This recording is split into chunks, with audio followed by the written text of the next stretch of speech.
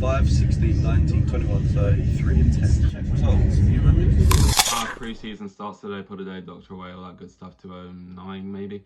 Pre-season starts, Chelsea football. Oh my god, it's back. Oh my god, inject it. Oh my god, into, oh my god, oh my god, veins. Yes, please. You know what time it's on? 1 a.m. So you know what time I'm not gonna sleep obviously. What kind of neek would I be? What kind of OAP would I be to go to bed to wake up at 1 a.m, you know? That's crazy. I've actually had really bad sleep recently. I've been sleeping at like 4 consecutively, and I feel like shit right now. Actually, today I was actually walking around thinking, oh god, I've got a headache. God, I feel so shit. Why is my head? Probably because you've been sleeping at 4 a.m. for literally no reason. And this game's not going to help, because by the time that's done, I'll be probably pushing 3. So that's not great. And then I'll probably be, yeah, I don't know. It's not ideal, but I like it, man. I like it. I like pre-season when you're out in Australia, or out in the States this year. And you know, you're watching a game at like 1 in the morning, but it's the daytime there. And don't get me wrong, I wouldn't want to be doing, like, I don't envy people out in the States or people out in Australia or something who follow the Premier League, and they'll, you know, religiously stay up every single week to watch games. You know, fair play to them. But for pre-season, I kind of like it. It's all part of it, you know. It's all part of the fun. Like sitting up watching the game and this and that. And the game means nothing, and that's kind of fun as well. It's like we could lose 9-0, we could win 9-0. Like, both very possible. First game's against Wrexham, and ultimately in pre-season, I know people, little tacticians on Twitter and stuff, and they want to like look at the stats and break it down, and they want to see the styles of play and what's been implemented. And it's like, yeah, sure, I'll like vaguely look out for those things, see where people are playing, seeing like how they're playing and what they're being told to do by the gaffer and stuff. But mainly I'll look at that after the game. I'll go on Twitter and I'll see what people are saying about, oh yeah, okay, cool. You know what I want to see in pre-season? I want to see fucking goals, mate. Goals. Non-stop goals. Now, not as much as Bayern Munich. Bayern Munich do this every year. I feel like I remember this happening like last year or the year before. They like play shit teams just so they can smack them like 27-0. They beat a team 27-0 yesterday. And it's like, wait, didn't this happen before? They beat a team like 18. They're always doing this, Bayern Munich, just playing the worst team they can find, just so they can like stat pad goals and praise. I don't know why. Not like that many, but it's like you want to be seeing your team go out there and smack like 5 goals against someone. Just have a bit of fun, seeing who's got a bit. You want to see academy players like get bang a goal and you say, oh, could he be something? You know, like it's a bit of fun. I feel like last year's preseason was dead. It was winning like 1-0, 0-0s, losing on penalties against fucking, who was it? Charlotte FC or something. It was just like dead. It's just like, okay, no, like Havertz. It was just like exactly how the season went. Havertz was missing sitters. It's just boring. Like, I just want to see goals. I don't want to see like one Nkunku goal, a couple of Nkunku. I want to see Nkunku on fire. I want something to be excited about in our like attacking ranks. I want to see. Well, if I could pick 3 things, I want to see Nkunku just be on flames. I want to see an academy player show himself, not an obvious one, but someone step up and say, I am him. And I want to see it's Solina, the goalkeeper there. I kind of want to see him play. I don't know, man. Just goals. So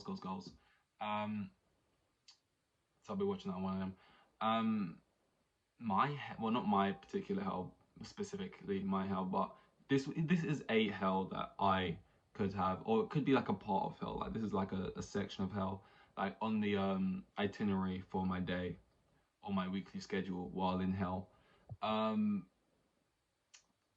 The plane was like delayed by like an hour or 30 minutes something, and it was full of a bunch of Swifties on their way back from a Taylor Swift concert or something, and they all put their lighters in the air, aka their torches on their phones, and they start singing like a Taylor Swift song. I don't know what it was. Are you gonna live forever? I'm gonna go down and play. I don't know what they were saying. And they would just start singing it, and I mean, I saw some funny tweets that I won't repeat, but what they would do in that scenario. But I mean, realistically, it's all fun. It's all, you know, if I want to be funny and stuff, it's like, this is how. It's like, oh, what would I do? Oh my god, I want to fucking slit my wrists. Oh my god, I want to kill myself. Oh my god, I have to listen to them sing Taylor Swift for half an hour. This is not cute. They're posting on their Twitter and their TikTok stories, and you know, I hate this. But realistically, I could just put in my own headphones and just ignore it. But still, you know. Still, it's like I don't find playing antics cute. It's just a weird thing I don't like. I don't like that. I don't really like public get-togethers. Like, you know, in the film when like strangers who don't really know each other have this weird like cinematic moment together. Like, oh my god, we all had a moment. Like, we all did a thing like together. Like, what, we just had a thing. I can't really explain it. I can't think of a good example right now either to like fully explain what I'm trying to say. Where it's like, can I think of an example outside of like this whole Taylor Swift? Oh my god, we all sung together and a thing. We didn't even know each other. I didn't even know you. We just sang it.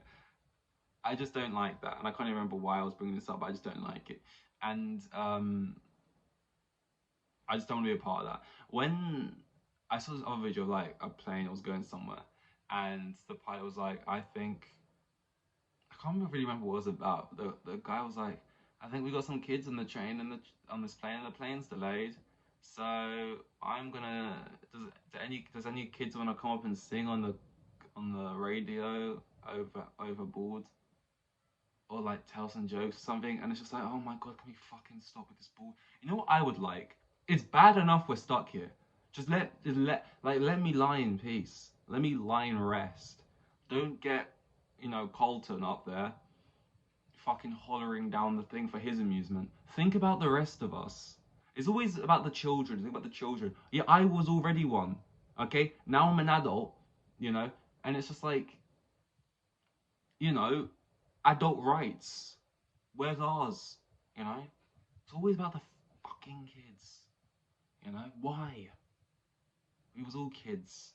And it wasn't that fucking deep. Anyway, it is true though. We go on about kids as if they're like some some like, oh my god, it's like they're just us but little. Anyway. I think I've run out of things to say already. I did like most of my like mouth diarrhea, horrible phrase, vomiting out in a pod I did just before this, talking all sports and tennis and Djokovic and stuff. And now I've kind of realized I got nout more. I mean, we got F1 this weekend at Hungary. Is it Hungary? Hungaroring? I think it's Hungary. And I look forward to that because Danny Rick's going to be back, and it's unknown quantity. Is that right? And it could go awfully. He could crash out on the first lap. He could crash out in qualifying. He could get smacked by Sonoda. He could do everything I just said, but the reverse, and it'd be Sonoda. But the fact we don't know is just what makes it fun, I guess. That's what makes it exciting. Oh, I'm getting my laptop right now. I'm scrambling for it because I'm like, fuck, I need something else to mention. But yeah, I mean, I listened to some albums recently actually. None that I'm gonna like talk about in depth. I'll probably talk about the Post Malone one in depth when that one comes out. That's not balancing on my leg the way I want it to. But I listened to Glave's album. Glave's not particularly mainstream, I don't think yet, so people might not know who that is. But I reckon so. He kind of he makes hyper pop music, and I'm not even a music guy, so I can't even pretend to say I know really what that means. But apparently that's what he makes.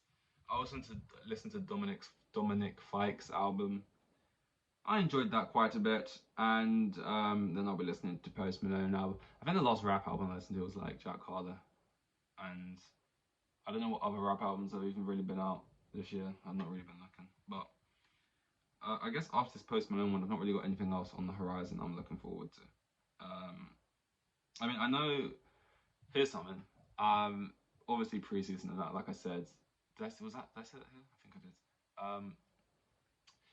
At the moment, because we sold a bunch of players, like we're getting a kick out of not only watching our own preseason games, but watching the preseason games of Arsenal and United specifically, because two snakes play at each one.